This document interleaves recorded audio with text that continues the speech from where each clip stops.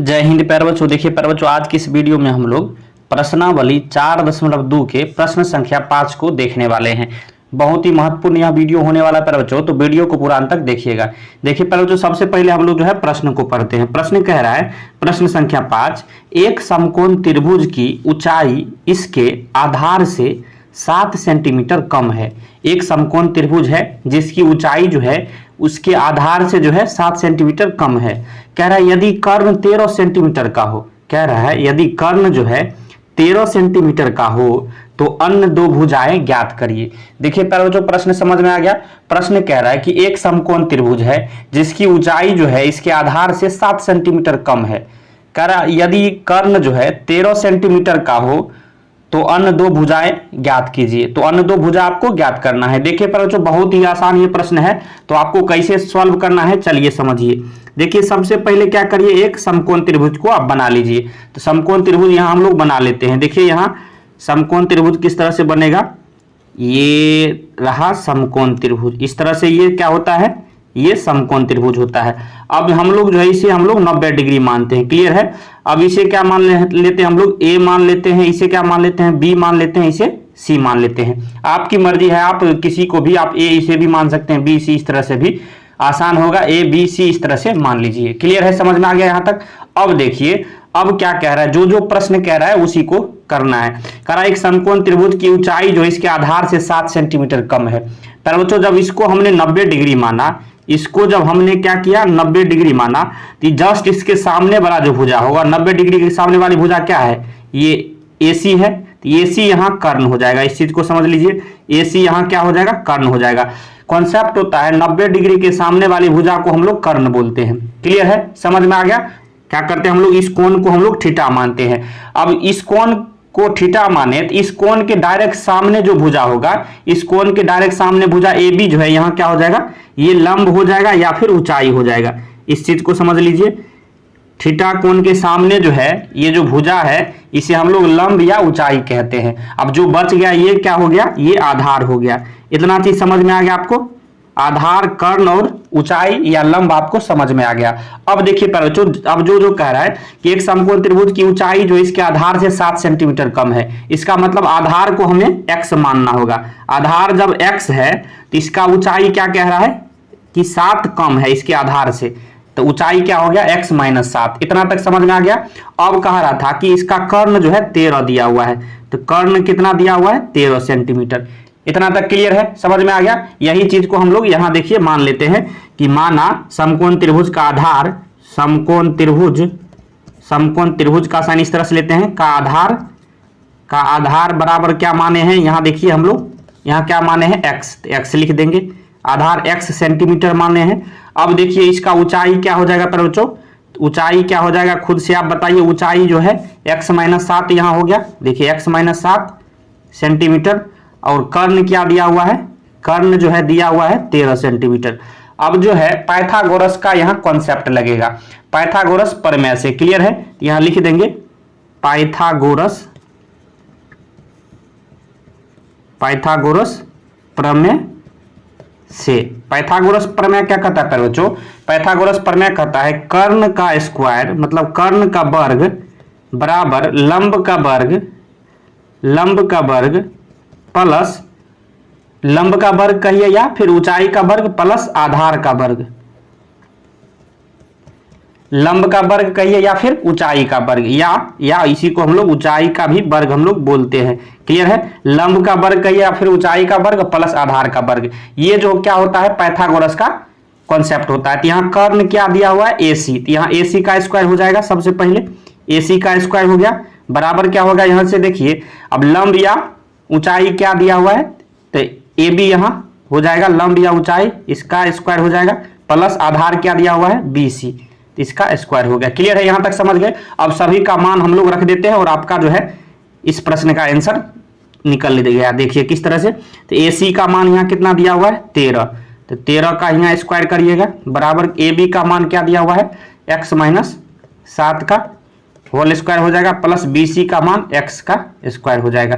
Clear है। अब चलिए इसको हम लोग सॉल्व करते हैं। देखिए 13 का स्क्वायर क्या होता है, 169 होता है, बराबर क्या हो गया a माइनस बी के होल स्क्वायर पर इसे हम लोग तोड़ लेंगे तो क्या हो जाएगा a square minus 2ab 2 into a की जगह x इंटू बी की जगह 7 प्लस क्या हो जाएगा बी स्क्वायर मतलब 7 का स्क्वायर प्लस क्या हो गया एक्स स्क्वायर। क्लियर है, समझ में आ रहा है। अब देखिए 169 बराबर क्या हो गया एक्स स्क्वायर माइनस 2 गुने एक्स गुने 7 मतलब कितना हो गया 7 दूनी 14x प्लस 7 का स्क्वायर कितना हो गया 49 प्लस एक्स स्क्वायर।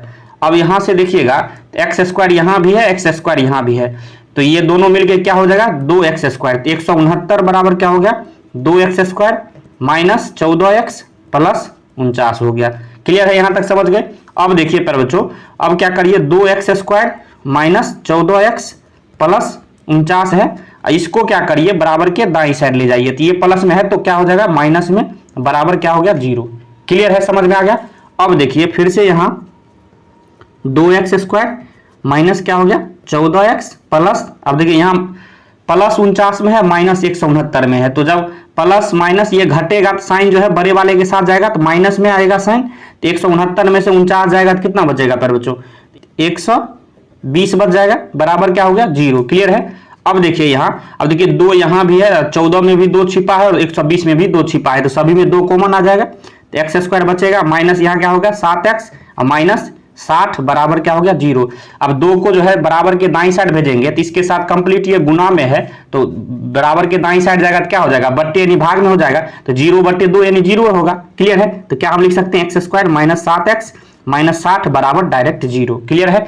अब देखिए ये क्या निकला ये द्विघात समीकरण है। अब इसको हम लोग को सॉल्व करना है तो कैसे करेंगे चलिए समझिए। अब देखिए एक्स स्क्वायर के पीछे कोई संख्या है, गुणांक कहने का मतलब हुआ तो कुछ नहीं है तो 1 है, 1 को जो है माइनस 60 से गुना करिएगा तो क्या होगा माइनस 60 होगा। अब क्या करिए इस माइनस को अभी छोड़ दीजिए और 60 को आप क्या करिए अभाज्य गुणनखंड में तोड़ लीजिए। तो अभाज्य गुणनखंड में कैसे तोड़ते हैं तो 2 से पहले लगाते हैं, कितना बार में कटेगा ये 30 बार में, अब फिर 2 से लगाएंगे तो ये 15 बार में, अब 2 से नहीं लगेगा अब 3 से लगाएंगे तो ये 5 बार में। अब 5 किससे कटेगा तो 5 से कटेगा, 1 आ गया यहाँ रुक जाना है। अब 60 बराबर आप क्या लिख सकते हैं सभी को गुना के रूप में लिख लीजिए तो 2 कितनी बार है 2 बार, 2 गुने 2 फिर 3 गुने 5 गुना 1 नहीं लिखिएगा क्योंकि 1 से गुना करने पर कोई भी संख्या में फर्क पड़ता नहीं है। अब देखिए ये जो इसको जो इस तरह से किए हैं अब ऐसा इसमें जो है 2 संख्या इसको बनाना है किसी भी तरह जिसको जोड़ने या घटाने पर माइनस 7x आना चाहिए और गुना करने पर 60 आना चाहिए। अब देखिए ऐसा कौन संख्या हो जाएगा पहले तो यहां से समझिए आप, यहां देखिए 2 दूनी 4 तिया 12 और 5, एक संख्या 12 आ सकता है एक संख्या 5। अब देखिए इस दोनों को गुना करिएगा 60 तो आ गया, अब जोड़ने या घटाने पर माइनस 7 आना चाहिए, इसका मतलब बड़ा वाला के साथ माइनस जाएगा छोटका वाला के साथ प्लस, तो माइनस 12 और प्लस 7 क्या होगा माइनस 7 आ गया। क्लियर है। अब क्या करिए लास्ट में अपने मन से दोनों तरफ x बैठा दीजिए और इसके जगह डायरेक्ट आप इसे रख सकते हैं। क्लियर है, यही कॉन्सेप्ट होता है, बहुत ही आसान तरीका है। इस तरह से एक्स स्क्वायर हो जाएगा माइनस क्या हो गया 12x प्लस क्या हो गया 5x माइनस 60 बराबर 0।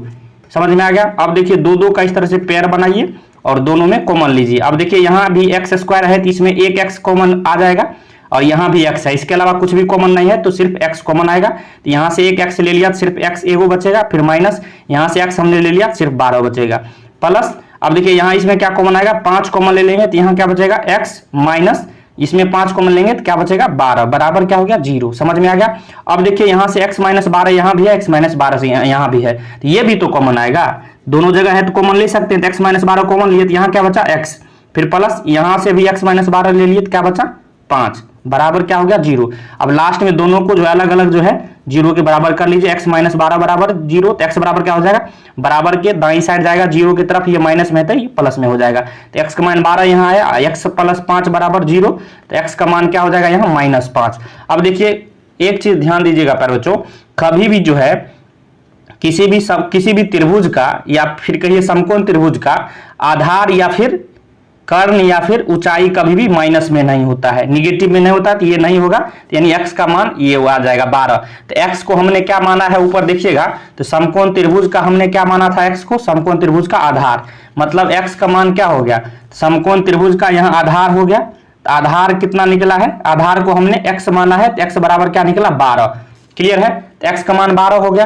अब क्या चाहिए दोनों भुजा ज्ञात करना था, तो ये आधार आ गया। अब इसके बाद ऊंचाई आपको निकालनी है, तो ऊंचाई बराबर क्या आप माने थे, यहां से देखिएगा ऊंचाई का मान क्या माने थे आप, यहाँ x माइनस 7, तो ऊंचाई क्या हो जाएगा x माइनस 7 मतलब 12 माइनस 7 यानी 5।